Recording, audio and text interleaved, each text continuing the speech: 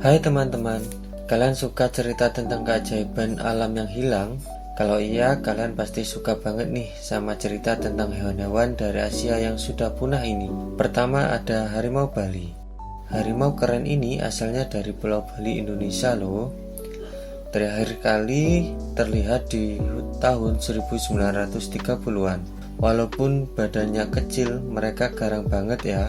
Bulu-bulunya pendek berwarna orange terang, cantik sekali. Selanjutnya ada badak Jawa. Dulu badak hebat ini banyak banget di Asia Tenggara.